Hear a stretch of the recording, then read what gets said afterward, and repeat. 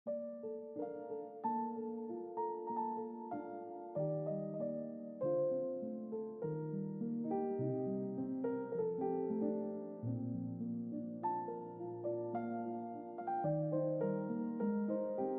Morning, আপনারা সবাই কেমন আছেন? আমি খুব ভালো রয়েছি। আমার ব্লগে আপনাদের স্বাগতম। আশা করছি আপনারা সবাই ভালো আছেন। আজকে আবার একটি ছোট্ট ব্লগ নিয়ে আপনাদের সাথে শেয়ার করতে চলে এলাম। সকালবেলা রেডি হয়ে গেছি, বাড়ির সমস্ত কাজ সেরে। প্রচণ্ড রোদ উঠেছে, এত পরিমাণে রোদ, কিন্তু কিছু করার নেই। কোথায় গিয়েছি বলুন তো? ছেলের এক্সাম সামনে, তাই ছেলের এক্সামের জন্য কিছু পড়া, ওর জন্য যাতে সুবিধা হয় ওর বাড়িতে লিখতে, সেই জন্য আমি এই জেরক্স দোকানে, দাদা ভাইয়ের দোকানে চলে এলাম। এখানে সমস্ত জিনিস রয়েছে, জেরক্সের মেশিন রয়েছে। আমার বাড়ির আশেপাশে 5-6টা বাজার মানে যে আছে, সেখানে বাদ দিয়ে এই দাদা ভাইয়ের দোকানে সবাই আসে। এইখানে যে মেশিনটা রয়েছে, সেই মেশিনটা খুব মূল্যবান মেশিন, মাইক্রো জেরক্স সব কিছুই হয়। তো আমি চলে এলাম রোদে, কারণ এই বেলা না এলে বিকালবেলা যদি আমি আসি জেরক্স করতে, তাহলে ছেলে পড়তে পারবে না।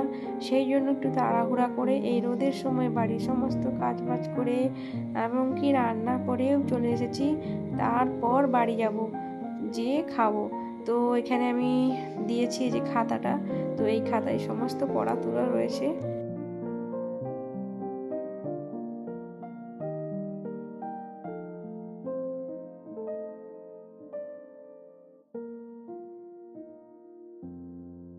আপনারা আপনাদের সন্তানদের এইভাবে পড়াবেন, কারণ পরীক্ষার সময়গুলো ওদেরকে তো লিখে দিতে হয় কোশ্চেনগুলো।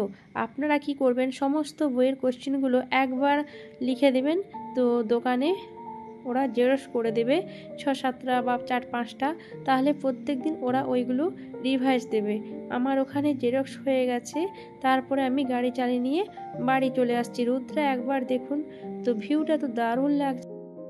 ও কতটা তাড়াতাড়ি খেতে পারে সেটাই আমার সঙ্গে শেয়ার করছে। মা, তুমি আমার সঙ্গে কম্পিটিশান করবে? দেখো, তোমার আগে আমি খেয়ে নেব। আর আমি ডিম ভাজাটা আপনাদেরকে দেখাচ্ছি যে অনেক সুস্বাদু হয়েছে এবং খুব টেস্টিফুল হয়েছে। কাঁচা লঙ্কা আর পেঁয়াজ দিয়ে গরম গরম ডিম ভাজা করেছি, আর মাছের ঝোল বানিয়েছি সমস্ত সবজি দিয়ে। তো খেয়ে নিচ্ছি। বেলা 2টো বেজে গেছে, কারণ বাড়ি থেকে কোথাও বেরানো মানে, সেটা আপনারা সবাই জানেন, অনেক দেরি হয়, কারণ আমার জন্য সবাই অপেক্ষা করে না, আমাকে সবাই জন্য অপেক্ষা করতে হবে।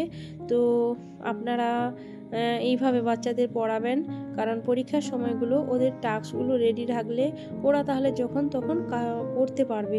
আর আমরা কাজের মধ্যে থাকি, তো যাদের কাজ হয়তো অনেক কম রয়েছে, তারা বাচ্চাদেরকে বেশি দেখভাল করতে পারেন।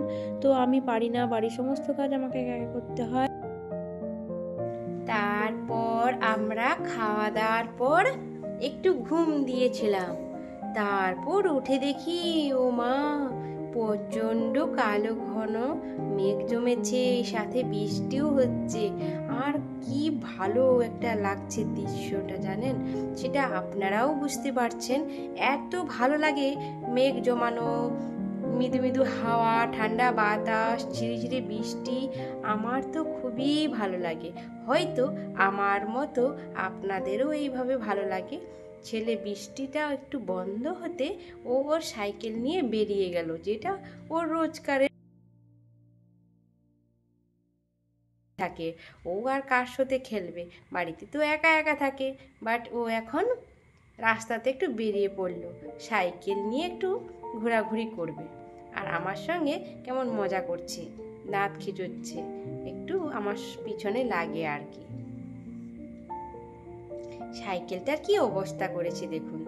এই রাস্তাটা ঢালাই হয় না, সেই জন্যে চাকাগুলো লাল হয়ে গেছে। তারপর দেখলাম কাকু এসেছে, কারেন্টের বিল, অনেক টাকার বিল হয়ে গেছে। প্রচণ্ড গরম ছিল, সে দেখুন 2712 টাকা বিল হয়েছে। মা ছেলের পরিবারে এত টাকা কারেন্টের বিল এসেছে, কি বলবো বলুন তো। ও আর এবারই কথা, কেন বলুন তো? বাড়িতে অনেকগুলো মেশিন চলে, সেই জন্য অনেক বিল আসারই কথা। সাথে তো গরম থাকেই, বাড়িতে 24 ঘন্টা এসি চলে, ওর মতো সাইকেল চালাচ্ছে।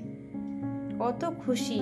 কিছুদিন আগে জানেন, ও সাইকেলটাও চালাতে জানতো না, আমি ওর পিছনে ধরে দিতাম, ও চালাতো, প্রচণ্ড ভয় পেত। এখন তো খুবই স্মার্ট। আর আমাদের এটা